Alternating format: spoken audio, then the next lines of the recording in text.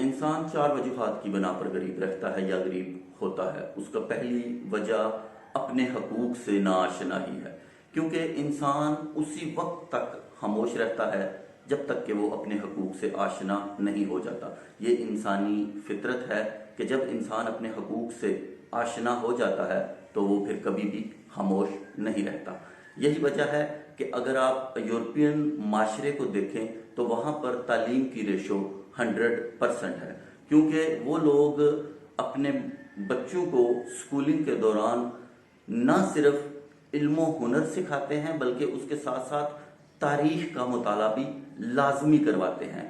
وہ اپنے بچوں کو Persian empire, Roman empire, Mesopotamia, European empire اور ساتھ میں ایجپشن امپائر اور یورپ کے اندر جو جنگیں ہوئی، جو تبدیلیاں آئیں، جو رینیسنس کا دور چلا، جو مذہبی فرقہ واریت ہوئی، پھر اس کے نتیجے میں جنگیں ہوئیں، پھر فرینچ ریولوشن ہوا اور ریاستوں کا قیام عمل میں آیا، ساتھ ہی امریکن آزادی کی جو ایک مکمل تاریخ ہے، اور اس کے ساتھ ساتھ ہمارے ایشین معاشرے کی بھی تاریخ اور عربوں کی بھی تاریخ ان کو پڑھائی جاتی ہے، سرسری سی کم از کم ان کے بارے میں بھی، ہماری تاریخ کے بارے میں بھی ان کو بتایا جاتا ہے۔ یہ اس لیے کہ ان کو نہ صرف اپنے بارے میں آگاہی حاصل ہو بلکہ دوسرے لوگوں کے بارے میں بھی آگاہی حاصل ہو، کیونکہ جب آپ مکمل طور پر آگاہ ہوں گے تو کوئی آپ کو ایکسپلوئٹ نہیں کر سکتا۔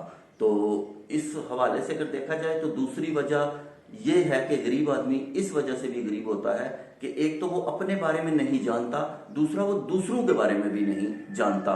کہ فار ایگزامپل یہ جو امیر لوگ ہیں یہ آخر لڑ جھگڑ کیوں رہے ہیں؟ یہ جو دنیا میں جنگیں ہیں، فرقہ واریت ہے، انتشار ہے، آخر اس کے پیچھے وجہ کیا ہے؟ تو اس کی وجہ یہ ہے کہ یہ جو دنیا ہے یہ مکمل طور پر دولت ہے۔ دولت یہ نہیں ہے جو ہم یہ پیسوں کی لین دین کرتے ہیں یا جو یہ نوٹ وغیرہ ہیں، یہ تو ایک میڈیم ہے ایک دوسرے سے ایکسچینج کرنے کا سروسز کو، کیونکہ ہر آدمی ایک قابلیت لے کر پیدا ہوتا ہے اور اس کے ایکسچینج کے لیے انہوں نے اس چیز کو، اس میتھڈ کو، اس سسٹم کو اپنایا ہے۔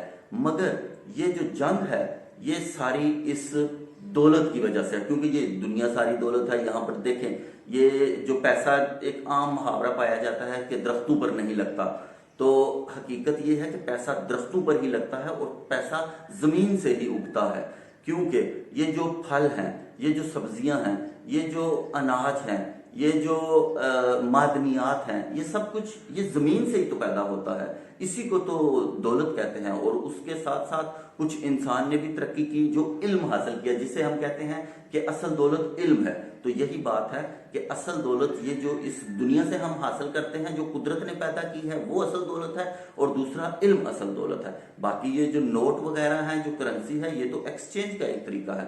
تو دوسری وجہ یہ ہے کہ غریب آدمی کو یہ بھی نہیں پتا ہوتا کہ یہ جو دولت ہے، جو اللہ تعالیٰ نے اس زمین کو پیدا کیا اور اس میں دولت کو بکھیر دیا ہے، تو اس میں وہ بھی برابر کا شریک ہے۔ تو اس شراکت داری میں اس نے اپنے حقوق کے لیے خود کوشش کرنی ہے۔ اگر وہ یہ کوشش نہیں کرے گا تو امیر آدمی تو اسے کبھی نہیں دے گا، کیونکہ وہ تو کوشش کر رہا ہے۔ وہ دیکھیں وہ لڑ رہا ہے، جھگڑ رہا ہے، کس کے لیے لڑ جھگڑ رہا ہے؟ وہ کوئی غریب کے حقوق کے لیے لڑ جھگڑ نہیں رہا، وہ اپنی دولت کے لیے لڑ رہا ہے، وہ اقتدار کے لیے لڑ رہا ہے۔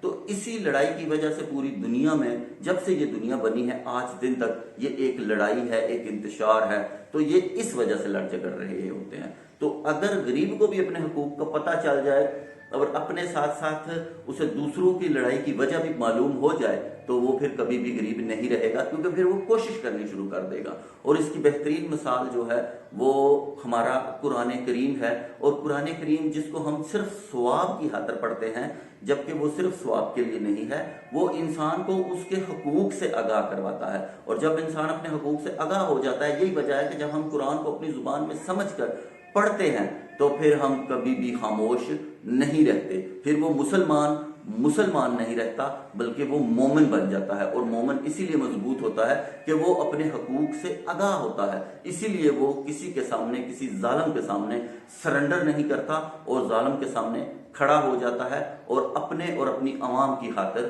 کوشش کرتا ہے۔ تو یہ ہے غریب ہونے کی دوسری وجہ۔ तीसरी वजह गरीब होने की, उसकी डिसिप्लिन नहीं होता उसकी जिंदगी में, क्योंकि वो अपनी जिंदगी बेतरतीबी गुजार रहा होता है। उसके खाने पीने में, उठने बैठने में, गुफ्तगू करने में, किसी चीज में भी डिसिप्लिन नहीं होता। और जिन चीजों के अंदर डिसिप्लिन नहीं होता वो चीजें कभी भी परवरिश नहीं पाती, कभी भी तरक्की नहीं करती, कभी भी ग्रो नहीं करती। वो ऐसे ही जंगली पौधों की तरह इधर उधर निकल जाती हैं और आखिरकार जवाल का शिकार हो जाती हैं। तो चौथी वजह गरीब होने की ये है कि गरीब एक ही जगह पर या एक ही लाइन में गुलामों की तरह चलता रहता है, उसी सिस्टम के अंदर अपने आप को, क्योंकि वो आगाह नहीं होता अपने आप से भी, ना दुनिया से, और ना उसके अंदर डिसिप्लिन होता है। इसलिए फिर वो अपने आप को जहां पर वो लगा होता है वहीं पर वो मुतमिन महसूस करता है। वो अपनी जो काबिलियत होती है, जो कुदरत ने उसे काबिलियत और ताकत दी होती है, वो उससे भी नाआशना होता है। इसलिए फॉर एग्जाम्पल अगर वो किसी एक जगह पर जॉब लगा हुआ है तो उसको कभी छोड़ेगा नहीं, वो उसी जगह पर लगा रहेगा और वो उससे हटेगा नहीं। तो इसी वजह से वो कभी तरक्की नहीं कर सकता। वो दूसरों का गुलाम बनकर काम करता रहता है, लेकिन अपने तौर पर, अपनी परवाज के तौर पर उड़ने की कोशिश नहीं करता। और साथ ही उसने अपने आप के ऊपर बहुत सी पाबंदियां आयद कर रखी होती हैं, जो माशरती पाबंदियां होती हैं। वो कामों के अंदर तफरीक करता है, जात पात नस्ल में तफरीक कर देता है। तो वो कहता है कि ये काम अच्छा है, ये काम बुरा है, ये घटिया है, ये बढ़िया है।